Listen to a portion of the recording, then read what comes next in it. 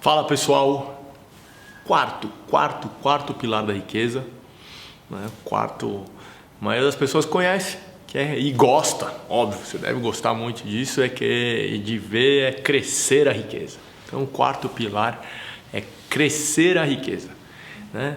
No primeiro eu falei, olha, quem olha para investimentos buscando ficar milionário com investimento, óbvio que é possível num longo prazo, mas não é cassino, não é Mega Sena, né? Os investimentos que estão dentro do quarto pilar, eles servem muitas vezes para perpetuar essa riqueza e protegê-la da inflação, né? Fazer crescer, mas não é multiplicação.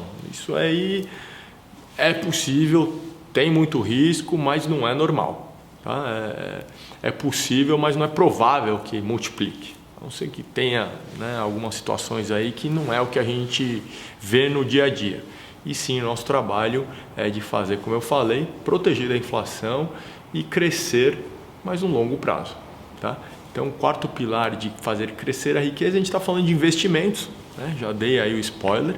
E eu sempre falo de duas coisas que é muito importante, meus clientes gostam muito de ouvir, da gente conversar disso, que a maioria das pessoas aqui conhece investimentos no Brasil, então se a gente falar de CDB, de ações, fundos, multimercado, título público, tudo isso está dentro de investimentos aqui no Brasil. Acontece, você conversa comigo, se você acompanha meus conteúdos, você sabe, acontece cenários, infelizmente, como a Venezuela, né? Então, se a gente separa ou espalha, melhor dizendo, nesses tipos de investimentos, a gente tem o que a gente chama de investimentos de diversificação, né? De criar carteira, de criar um portfólio. Agora, vai lá na Venezuela, pergunta se há alguns anos atrás, se os milionários, todos os ricos da Venezuela não tinham uma carteira diversificada. Certeza, todos tinham. O problema é que estavam diversificadas dentro da Venezuela. Hoje está todo mundo pobre. Então eu sempre falo, sim, ter investimentos no Brasil. A maioria das pessoas, os gastos, sua maior parte estão aqui no Brasil, então a gente precisa ter, né, uma parte da nossa riqueza aqui no Brasil, mas também diversificar globalmente, diversificar no mundo, né? Então aí vem os investimentos offshore, os investimentos estrangeiros, investimentos globais. Então eu gosto muito de falar assim, olha, né, a gente comentou aqui dos investimentos que a gente está acostumado no Brasil, fora a gente consegue abrir um leque enorme. Vou dar um exemplo. Juliano, eu gostaria de investir em nanotecnologia de empresas chinesas.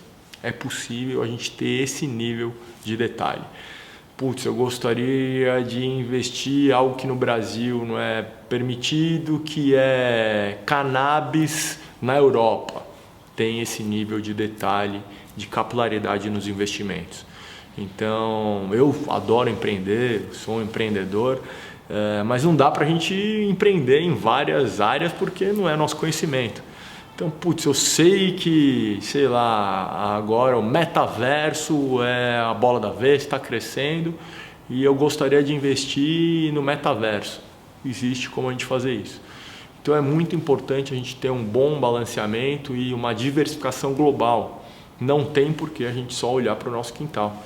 A gente tem sim que olhar para o mundo e olhar para as oportunidades que existem e elas mudam, né? Então pode ser que no ano crescimento, meios de pagamento, no ano passado foi um tema aí que cresceu bastante, chegou num estágio que é a hora da gente rever, já chegamos no objetivo com esse tema, vamos para outro, né?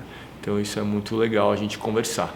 Então, quarto pilar, crescer a riqueza, são todos os nossos investimentos, e eu sempre falo isso, né? Tanto no Brasil quanto no mundo. Você já tem alguma coisa aí espalhada pelo mundo, investido? Também é uma coisa que depois a gente pode conversar mais sobre como estruturar bem um investimento global. Não pode ser feito de qualquer forma, é perigoso. Mas se tiver já alguma coisa, comenta aí. Se tiver alguma dúvida, manda para mim, gosto muito de tirar as dúvidas que surgem, é sempre um prazer a gente bater esse papo. Valeu!